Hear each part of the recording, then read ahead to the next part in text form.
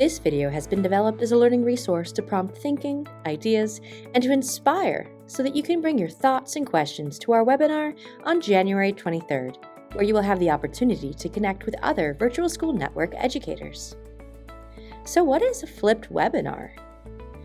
This is based on the concept of flipped learning, where you, our participant, will watch a webinar in advance of our synchronous time together. Virtual School Network participants have expressed the importance of having time to talk and share together with their virtual school colleagues from across the state.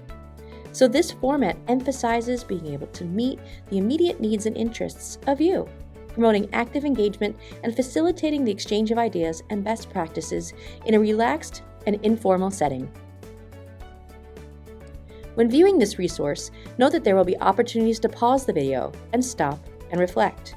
We highly encourage you to not view this resource in one sitting, but to view each section individually. Stop and take notes and capture questions so that you can come ready to collaborate with other Virtual School Network educators during our synchronous webinar. To begin, how do you define engagement with your students in the virtual setting? Take a moment and reflect. You may even want to pause the video and write your thoughts down. Here's another way to think about student engagement. Schlechty defined it this way. Engagement is active. It requires the students to be attentive as well as in attendance. It requires the students to be committed to the task and find some inherent value in what he or she is being asked to do. The engaged student not only does the task assigned, but also does the task with enthusiasm and diligence. Schlechty focused on two core areas of a task. The first is attention. This is the idea that a student should be focused on a specific task without being distracted. The second is commitment. This is the idea that a student should find the task intrinsically motivating and challenging, and therefore work towards mastering it. In 2002, Philip Schlechty developed a framework for thinking about student engagement based on these two core ideas of attention and commitment. At the bottom, you have rebellion, which involves diverted attention and no commitment to the task. This is the student who seems to be acting out and causing disruptions. As a result, they fail to learn from the task. Next, you have retreatism, with no attention and low commitment. Unlike the rebellion, the student in retreat is not exactly disrupting the learning, but instead seems to be checked out. This student is often distracted and emotionally withdrawn from the task. As a result, this student learns little or nothing from the task. At the next level, you have ritual compliance, which was originally called passive compliance. This involves both low attention and low commitment. Unlike retreatism, a ritual compliant student isn't completely checked out, but instead is doing the bare minimum to avoid confrontation. This student will learn at a low level from this task and will not retain it over time. Next is strategic compliance. Often this looks like engagement because a student might be performing at a high level. Here, the student has high attention on the task, but a low commitment. This student is playing the game of school, focused on things like grades, parental approval, rewards, and class rank. But the learning isn't intrinsically rewarding. As a result, this student will often learn at a high level but fail to retain the learning or transfer it to new contexts. Finally, you have engagement. This requires both high attention and high commitment. Here, a student completely buys in out of strong intrinsic motivation by meaning, choice, and challenge. This student will continue focusing even when the task gets more complex and challenging, and often will choose to learn it even when it is ungraded. This student will learn it at a deep level and transfer it to new contexts. This is why it's important that we, as teachers, focus on how to make the subject intrinsically engaging for all students by tapping into curiosity, creativity, and purpose. When this happens, students are more likely to grow into passionate, lifelong learners. But in truth, there are many diverse definitions of engagement. Educators vary in their understanding of distance student engagement and often emphasize behavioral aspects alongside emotional and cognitive engagement. Let's break these down. Behavioral engagement It focuses on physical participation in activities as a key indicator. For instance, asking questions, typing, using on-screen tools as seen as active engagement. Challenges in defining engagement are due to flexible distance education rules.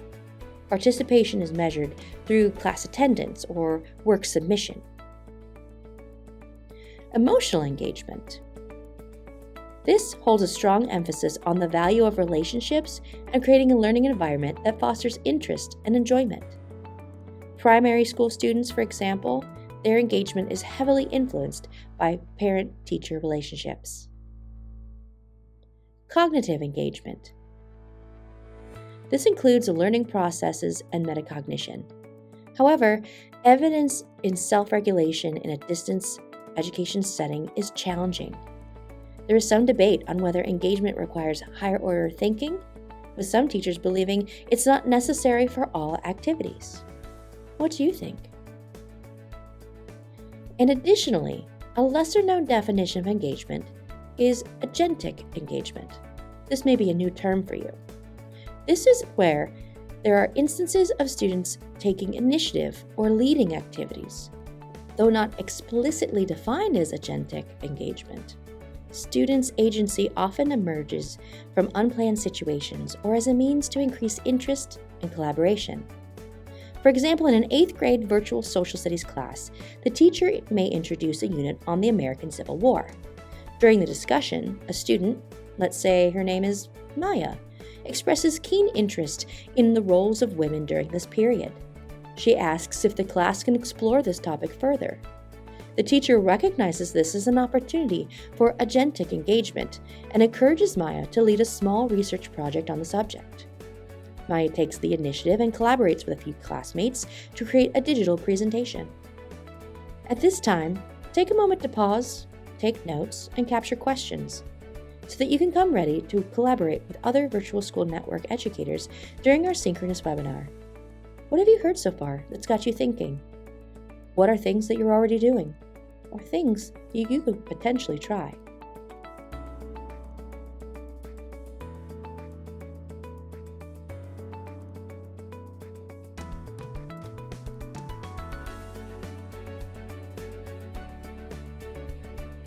The following strategies are definitely things you have already tried or have in operation. Take a moment to pause and reflect after each strategy is shared to consider what you're already doing, or if there are any areas where you feel you could grow. Building relationships. This is recognized as crucial, especially in a distance or virtual setting where teacher-student geographical separation exists. Take a moment to reflect. How do you currently build relationships in your virtual setting? Creating safe environments through differentiation. Adjusting content and participation expectations to create a safe and inclusive environment encompasses creating a safe environment through differentiation. So take a moment and reflect. How do you currently adjust your content and expectations to create this space in your virtual classroom setting? Encouraging self-regulation. Strategies to help students understand their learning processes and become more self-regulated. How do you currently encourage students to self-regulate? Making learning fun and relevant. Using engaging materials and activities, including games, humor, and references to pop culture, can help make learning more fun and relevant to our students. How do you currently make your lesson materials fun for your learners? School-wide pedagogical frameworks. Utilizing shared pedagogical frameworks and strategies across your school can ensure consistent and quality teaching practices. What pedagogical frameworks do you currently use to support consistency and quality teaching practices in your virtual setting? For additional engagement strategies, please refer to our Connection and Engagement Virtual School Toolkit. It can be found at the link shared in your email, along with this recording. To complete this video, we would like to share with you the opportunity to take a self-assessment. Follow the instructions on the screen. Go to go.ncsu.edu/ubztcef to complete the Enhancing Student Engagement in Online Learning, a Self-Assessment for Teachers survey.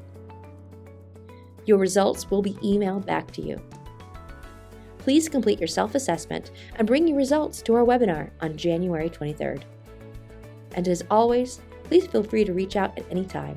The Virtual School Network is here to support educators like you.